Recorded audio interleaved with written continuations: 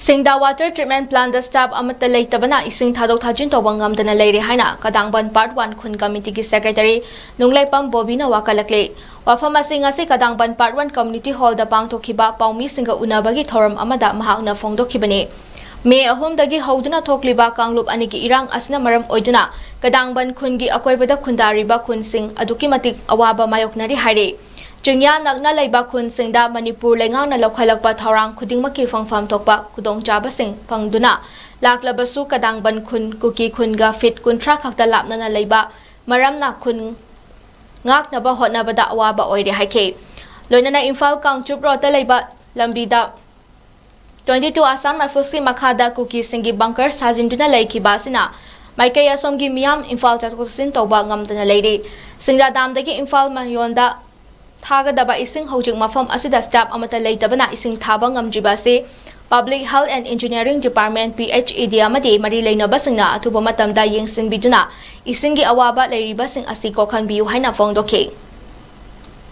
Lariba Kulasida okay Hokiba Megi Tang Ohumgi okay Furup Anigi Kuki Amasung okay Maitei community Anigi Irang Maram Orakanda Asi Fawda okay Singda the Lariba Kadang Part 1 the Lariba okay Praja Punumaxi okay Atukimati Awaba Malari Pari Awaba no Heba Matamda okay Singya the Laruba Kunda Jariba Maitei Kulsingase okay Atukimati Wari Kari Maram Gidamakta Waba no Hajaragati Hosi Lariba Government Lokalaba Oktava Kudimak education sector or the water supply or electricity or Loinama Mai Piriba okay Tipami Piriba Mayam Pamom Tokpode Dumpangi government the Zakoi Amkana Tainabagi from the Ojade. Taubodo Okina Uzik Leriba, Piva Masida, Okin Wari Vasikarino, Havamatanda, Kulasida Tazariba, Okoyum Tung, Kulasigi, Kukiga, Okogi, Maitega, Lainariba, Tapagi Distance, Okoi Fit Contractani, Kukiga, Maitega Tanari Fit Contractani, Nagaga, Maitega Tarizino, Okoi Fitarakatani, Sikuma Mayama Labasit, volunteer man Zingzina, Zikti education sector, the Zula Angang like Tamandabaya, the Banamara Morakanda, Angang Zingarik Tamanabagi, school fee in and Nabagi Awaba, Ven fee in and Awaba. Ado somdari duty to the yada banina kungi ware amalay banina tabok subo no but satopang the low singu satopang the baskum mayamana okay awabam oiri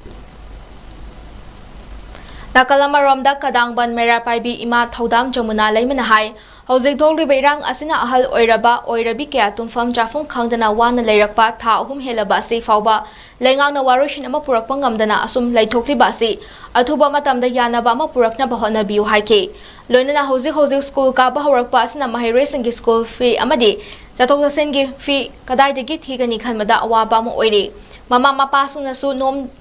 duna madudagi fanglakpa khutsuman aduna macha singi school fee thiba amadi jatok sengi fee thiduna lakli badu ngaside su nom badi thabak toba ngamdana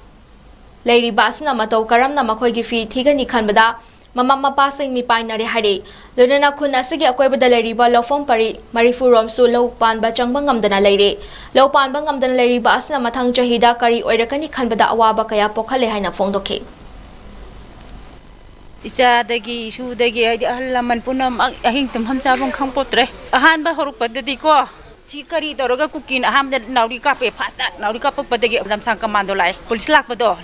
moina noina hajin da bani naurika te hai moi la in leina ko miam de pi miam side lai pa miam na sa de mina kai doroga de na yenga lai matam da koina han moi thajad moi masa makta pala kan de moina masidi haidana moina nungman ka thok bane bako moina ka thok bada ko di aham de moina nomai ka pa sida ko di pakhat le bako kuki na phata ba sidi phajana phadar ko nga ta na ho tek te ko ahing tum de pi miam le rinje baro help sa di he hore nomai ka moina hujik phok matam si tumba che tumbam jam khang pote si chari ne koi li keng yam chari ne toise mayam na pirga chari bani chari basi de da hawo hak ta thi na icha sing na hawai khara cha thong ma no magi bangata angang sing na nauri ka pi di hai ko na nauri che kapuk pra kapuk ta ban hang de kapuk ba moi ne jot matik na ka pi hai ba